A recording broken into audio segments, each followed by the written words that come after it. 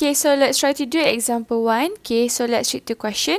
So express the following angles in radian. Okay, so maksudnya soalan ni dia minta angles ni 45, 60, 90, 360, 445 dalam bentuk radian lah. So basically ni adalah unit conversion dia nak kamu recap balik Okay, so we have 45 degree. So we have degree, we want it to be in radian.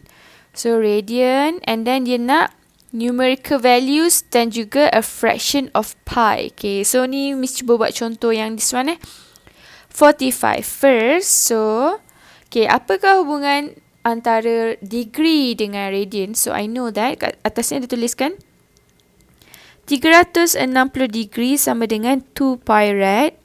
Okay, ni adalah equivalent Okay, we have one unit and we want to convert it to another. So, we have to find the equivalent lah. Macam 1 hour sama dengan 3,600 saat. Okay, that's why kita buat sama dengan tu. Tapi unit dia berbeza. Okay, ataupun 180 sama dengan 1 pi rad. Okay, so it doesn't matter lah kamu nak guna mana-mana pun, it's up to you. So I think I'm just going to use this one. Nak guna atas pun boleh So let's try to do for 45. So remember kita nak dalam pi, dalam radian So we want it yang pi tu mesti dekat atas ni tau. Barulah degree ni kat bawah. Okay, so kita letaklah 180. Ni adalah 1 kan. Sebab kita nak cancel yang degree tu kan. Jadi kita akan buat dua jawapan lah. 145 darab pi darab bagi 180 radian. Ataupun 45 bahagi 180 jawapannya dalam pi radian. Okay, so ini adalah jawapannya dalam radian. Okay, so this one kalau kamu buat 45 darab pi darab 180 kamu akan dapat 0.78 rad.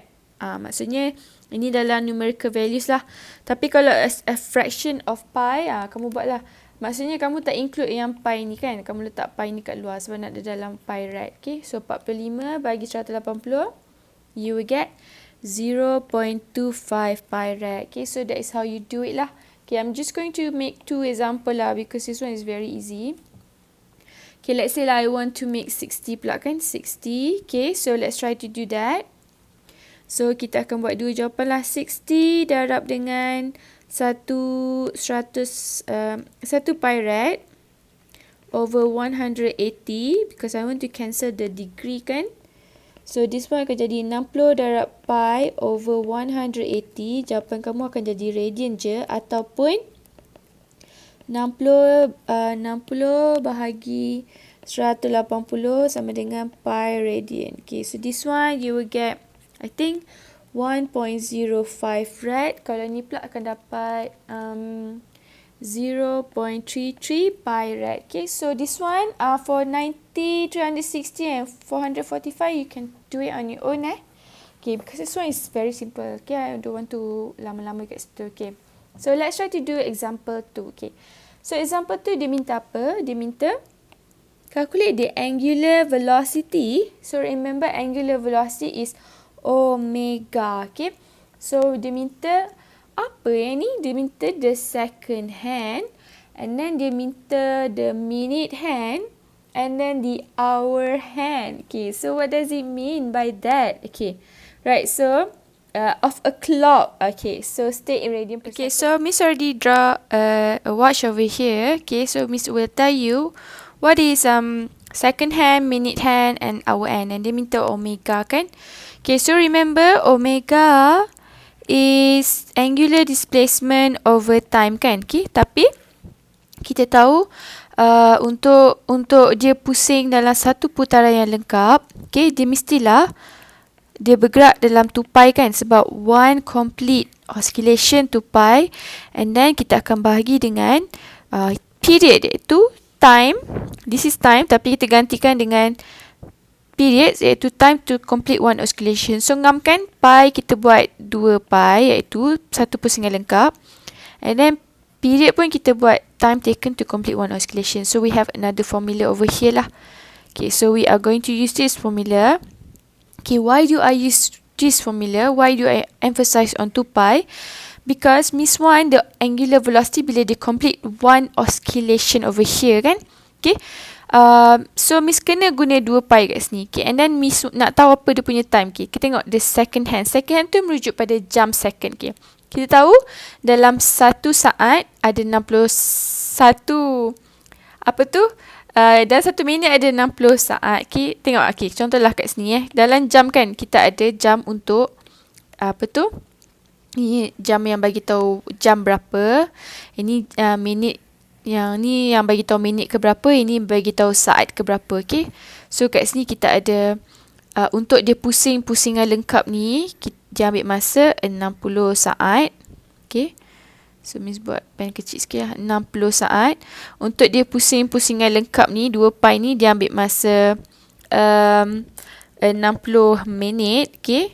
So untuk pusing yang lengkap ni dia ambil masa ni nanti kita buat ini dulu the second hand iaitu jam second. Okay, so untuk dia pusing 2 pi kat sini 2 pi dia ambil masa selama 60 saat untuk complete one oscillation. So kita akan buat itulah. So the second hand merujuk kepada jarum yang menunjuk second lah. So second hand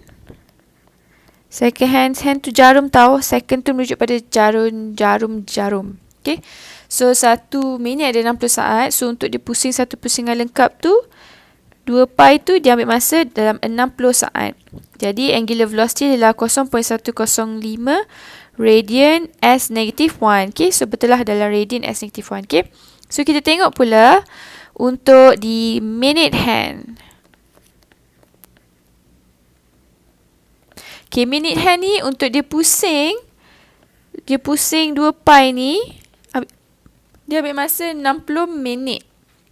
Okay, so kita akan buatlah omega is 2 pi over t, and then untuk dia pusing satu pusingan lengkap ni, this one dia ambil masa 60 minit. So remember time must be in SI unit, jadi 60 minit nak tukar kepada saat adalah 60 darab 60. Okay, so remember unit for time is always second. Okay, second.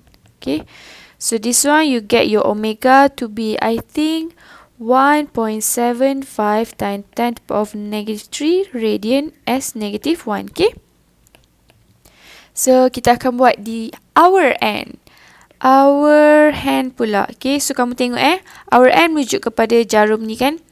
So dia ambil masa 12 jam kan untuk pusing satu pusingan lengkap. Am I right? Untuk dia pusing 2 pi iaitu satu pusingan lengkap ni, jam yang jarum ni kan, jarum ni. So dia ambil masa 12 jam. Okay, 12 hours convert to second. Macam mana?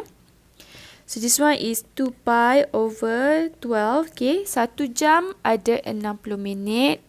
And then 1 minit ada 60 saat. So ini unit conversion lah. Okay, so this one I think you will get your answer to be 1.75 times, no, I think this one you will get, sorry, press the calculator to check the answer for radian as negative 1. Okay, so that is how you answer the angular velocity untuk jarum-jarum tu jarum second hand, minute hand and hour hand. Okay, and then dia minta the angular acceleration in each case. So jawapan dia adalah semua benda ni angular acceleration dia akan sama dengan ada siapa nak teka? Angular acceleration dia akan sama dengan kosong lah. Kenapa sama dengan kosong pula? Sebab mestilah jam tu akan berpusing secara seragam kan. Tak boleh lah ada masa tiba masa pagi jarum tu laju gila, masa malam pula jarum dia lambat. Okay, so itu tak possible lah sebab bumi kita berputar secara seragam, maka time pun akan bertambah bergerak laju dia seragam. Jadi tak boleh ada pertambahan kelajuan. Okay, itu mustahil lah. Okay, so angular acceleration is 0 radian s negative 2. Okay, because times move uniformly. Okay, so thank you.